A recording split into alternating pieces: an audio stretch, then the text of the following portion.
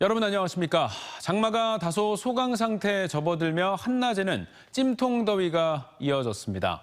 하지만 정체전선이 다시 접근하면서 내일 새벽부터 충남 북부 지역을 중심으로 시간당 최대 200mm의 진짜 장맛비가 예상됩니다. 지자체들은 비가 잠시 멎은 틈을 타 수해 예방에 나섰습니다. 김철진 기자입니다.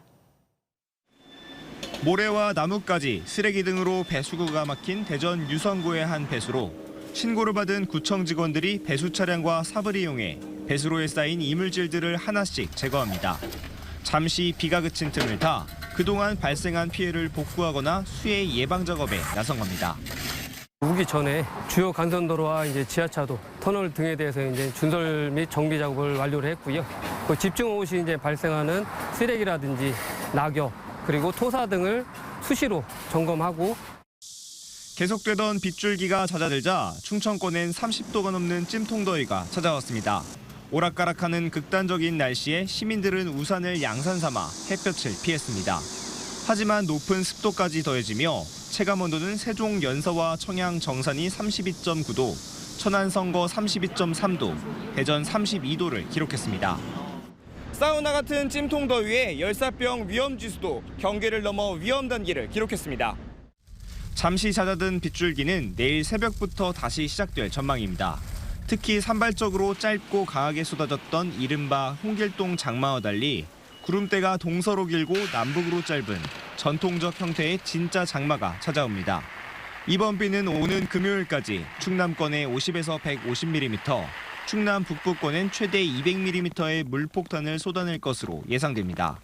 특히 내일 저녁부터 빗줄기가 굵어지면서 정체전선이 머무는 지역엔 시간당 30에서 80mm의 매우 강한 비가 내리겠습니다. 정체전선의 위치에 따라 강수의 지역적 편차가 심하게 나고 정체전선이 머무는 곳에서는 강수가 짧은 시간 많은 비가 집중될 수 있기 때문에 비 피해 없도록 유의하셔야겠습니다.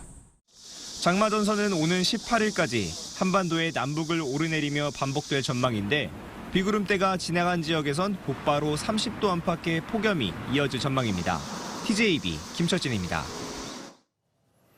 충남 노선버스 노사가 9차례 교섭 끝에 임금 4.69% 인상안에 합의했습니다.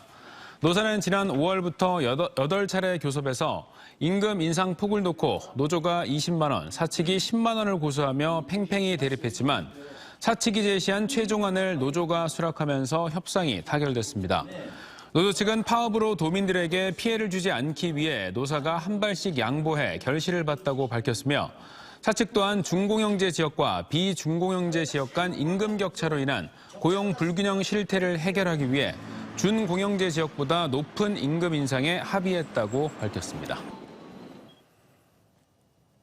충남도가 오는 2025년 문을 열 예정인 서해선 복선전철 삽교역, 일명 내포역 인근에 미니 신도시를 조성하기로 했습니다.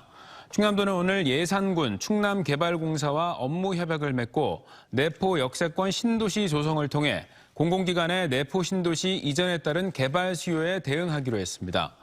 충남개발공사가 공사 시행부터 분양까지 맡은 이번 사업은 역사 주변 90만여 제곱미터에 2030년까지 4,372억 원을 투입해 공동주택 용지와 단독주택 4,600여 가구와 초중학교 1개씩을 조성하는 것으로 계획 인구는 11,982명으로 설정됐습니다.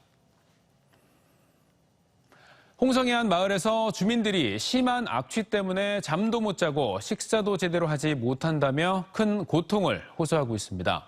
이런 상황에도 악취 수치가 기준치를 넘지 않아 지자체도 아무런 처벌과 조치를 취할 수 없는 상황인데요. 어찌된 일인지 양정진 기자가 현장 취재했습니다.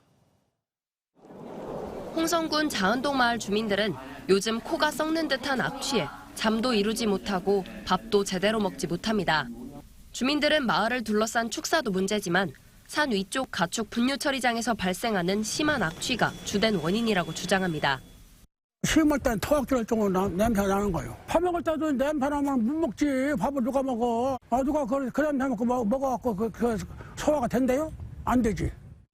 분뇨 처리장이 허가를 받지 않은 달개 배설물을 들여와 산더미처럼 쌓아놓았다 적발됐는데 최근에는 이곳에서 정체를 알 수 없는 동물 뼈까지 무더기로 발견됐다는 겁니다. 산을 타고 넘어온 악취는 이 마을 전체에 영향을 주고 있습니다. 이 집 앞에서 이틀간 잡힌 파리떼만 해도 이렇게 빽빽한 수준입니다. 주민들은 수차례 군청에 민원을 제기했지만 악취가 기준치 미달이라 취할 수 있는 조치가 없다는 답변만 돌아왔습니다. 달개 배설물과 동물 뼈에 대해선 형사고발 조치를 취했지만 악취는 포집기 분석 결과가 기준치를 넘지 않아 별다른 처분을 내릴 수 없다는 겁니다. 악취는 나는 거는 맞는데 이내면 저희도 이제 법적으로 이제 지도 점검이나 이렇게는 할 수 있는데 처분을 할 수 있는 권한이 없어서 그게 답답하고. 포집기를 여러 곳에 설치해 정확한 결과를 얻고 싶어도 예산 문제로 추가 설치는 어려운 상황. 측정될 수 있는 그 수위에 올라가지 않는다고 하더라도 우리 주민들이 체감을 느끼는 거는 그 이상으로 느끼기 때문에 제대로 측정이 안 된다고 생각하고 있죠. 취재진은 분뇨처리장 측에 악취에 관한 입장을 물으려 여러 차례 연락을 취했지만 답변을 듣지 못했습니다.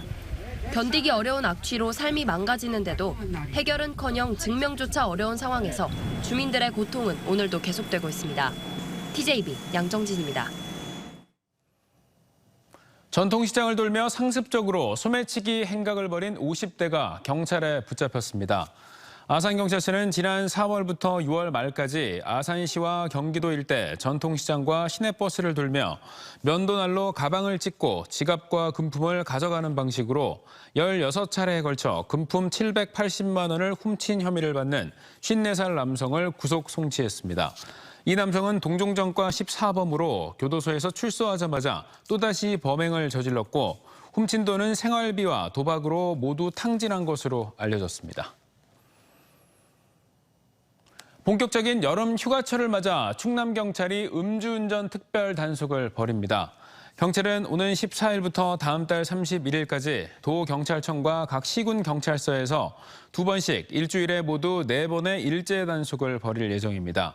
이외에도 고속도로 요금소나 해수욕장, 관광지 진출입로, 스쿨존 등 차량이 몰리는 곳에서도 불시 단속을 이어나갈 계획입니다. 전국에서 인구가 가장 가파르게 상승하던 세종시가 주춤하는 모양새입니다. 최근 인구 유입이 사실상 멈춘 건데 세종시의 계획인 2030년 인구 50만 도시 완성이 가능할지 우려스러운 상황입니다. 장석영 기자입니다. 2012년 국무총리실을 시작으로 기획재정부와 행정안전부, 교육부 등 43개 중앙행정기관과 16개 국책연구기관이 자리한 세종시. 10여 년 만에 인구는 38만 6천 명이 됐습니다. 세종시는 당초 도시 완성 시기로 보는 2030년 인구 80만 명을 목표로 했지만 인구 유입 상승세가 꺾이면서 50만 명으로 하향 조정했습니다. 그런데 최근 인구 유입이 사실상 멈추면서 50만 달성에도 빨간불이 켜졌습니다.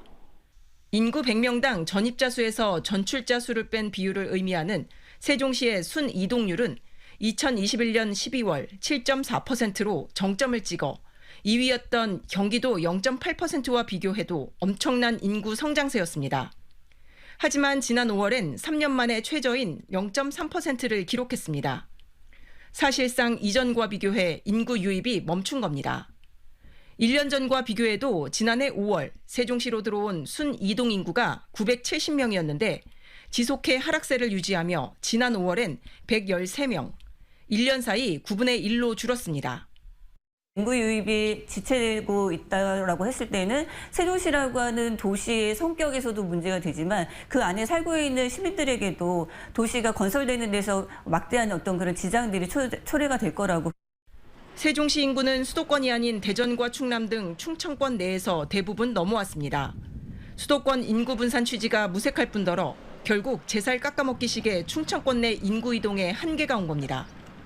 특히 경기 남양주와 하남, 인천, 계양 등 수도권에서는 2018년부터 17만 호 이상의 주택이 공급되는 3기 신도시 개발이 활발히 진행되고 있어 세종으로의 인구 유입을 더욱 어렵게 하고 있습니다.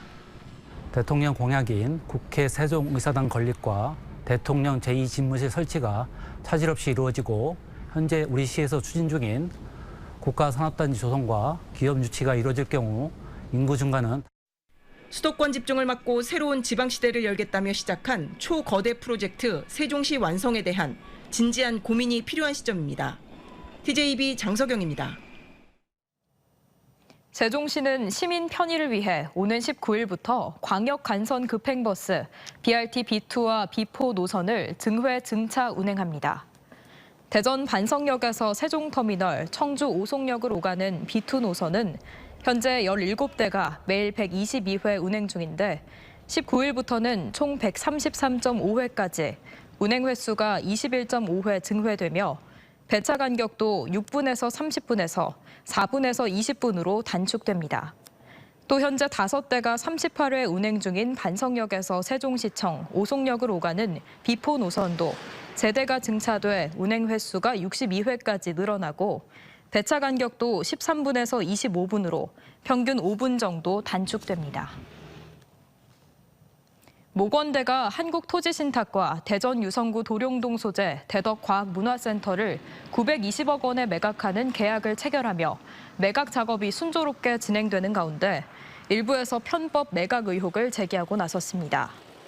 이번 계약은 한국토지신탁이 서울 소재 대리업체의 위탁을 받아 매입을 진행한 것으로 확인된 가운데 탈락 업체들은 기업 신용평가 등급이 떨어지는 위탁자가 한국토지신탁을 계약자로 앞세우는 편법을 사용했다고 주장하고 있습니다.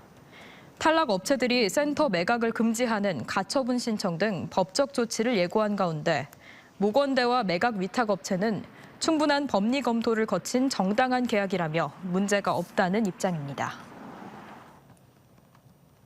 도시 생활을 하다 어촌으로 향하는 이른바 귀여 인구가 태안을 비롯한 충남에 몰리고 있습니다.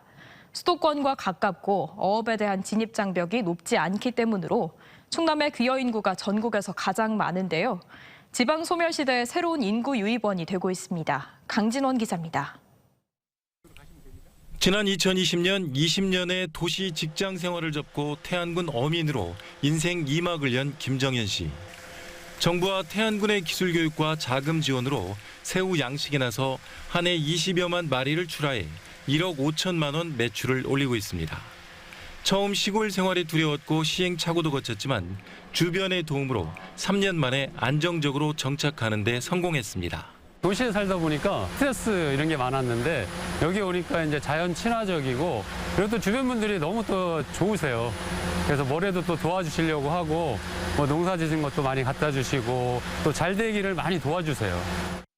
최근 어업을 위해 어촌으로 향하는 귀여 인구가 충남 서해안에 몰리고 있습니다. 통계청의 귀농 기여 조사를 보면 지난해 충남은 귀여 324가구로 전국 최다였고 특히 태안군은 195가구로 시군 가운데 압도적으로 1위, 보령시는 3위에 올랐습니다. 태안군의 경우 수도권과 가깝고 어족 자원이 풍부하며 경치가 좋다는 점이 강점으로 작용했고 귀여인 유입에 힘입어 감소 추세인 타 시군과 달리 인구가 최근 증가세로 돌아섰습니다.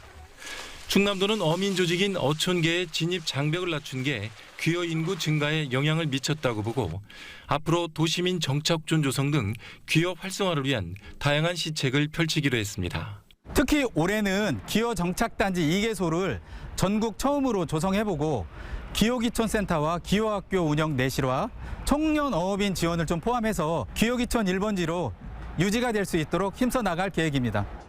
충남은 또 지난해 귀농이 1,500여 가구로 전국 3번째, 귀촌은 3만 7천여 가구로 전국 2번째를 차지하는 등 도시에서의 인구 유입이 활발한 것으로 나타났습니다. TJB 강진원입니다. 다음 달 11일 개막하는 대전 영시축제 D-30일을 맞아 대전시는 오늘부터 25일까지 특별 SNS 이벤트를 진행합니다. 이벤트는 대전 영시축제 행사 기간을 알리는 내용으로 행사 기간의 시작 날짜와 끝나는 날짜를 합산해 대전 영시축제 전용 홈페이지 이벤트 게시글에 정답과 함께 응원 댓글을 남기면 됩니다. 정답자 중 추첨을 통해 선발된 100명에게는 음료 기프티콘이 경품으로 지급됩니다. 충남도가 오는 2025년 설치되는 서해선 복선전철 삽교역 명칭을 내포역으로 바꿀 예정인 가운데 실제 행정에서는 선제적으로 내포역 명칭을 사용해 파장이 예상됩니다. 충남도는 삽교역의 경우 장항선 철도에 같은 명칭이 존재해 혼란이 우려되고 지리적인 면에서도 내포역이 타당하다며 국토부에 역사 명칭 변경을 요청했고 실제 행정 현장에선 올 초부터 내포역 명칭을 사용하고 있는 걸로 확인됐습니다. 하지만 서로 인접한 삽교역과 홍성역이 각각 내포 신도시 관문역을 주장하고 있는 상황이어서 명칭 변경을 놓고 홍성군 지역사회의 반발이 예상됩니다. 충남부여군 국남지 일원에서 내일 제21회 서동 연꽃축제가 개막합니다. 올해 연꽃축제는 16일까지 나흘 동안 연꽃 화원에서 피어난 사랑 이야기를 주제로 9개 분야 30여 개 프로그램을 선보이며 개막 당일 저녁 7시 30분부터 수상 무대에서는 식전 공연과 함께 연꽃축제의 서막을 울리게 됩니다. 행사 기간 동안 국남지 수상 무대와 주변에서는 수상 뮤지컬 국남지 판타지와 300여 대 드론이 펼치는 별밤 드론 아트쇼, LED 조명과 홀로그램이 그려내는 국남지 빛의 향연이 선보입니다. 금강 공주보 담수로 인해 고만하루에 금모래가 사라지고 악취가 나는 펄밭으로 변했다는 주장이 나왔습니다. 대연충남 녹색연합은 지난해 10월 공주보를 담수한 상태로 백제문화제가 진행된 이후 금강변 고만하루는 악취를 풍기는 펄밭으로 변하고 금모래가 흔적조차 남지 않았다고 주장했습니다. 특히 인근 주민들이 펄 걷어내기 활동을 4차례 진행했지만 모래밭으로 회복시키기에 실패했다며 환경부와 공주시에 회복 대책 마련을 요구했습니다. 경기 침체로 인해 대전 지역 부동산 중개업소들의 휴폐업이 속출하고 있는 것으로 나타났습니다. 한국공인중개사협회 조사 결과 지난해 1년간 대전 지역에서 휴폐업한 공인중개사무소는 369곳에 올 1월부터 5월까지 5달 동안만 175곳이 문을 닫은 것으로 확인됐습니다. 이 같은 현상은 경기 침체로 인한 주택 매매 거래량 감소와 대규모 전세 사기로 중개사무소에 대한 불신이 커지면서 부동산 중개량이 급감했기 때문으로 풀이되고 있습니다.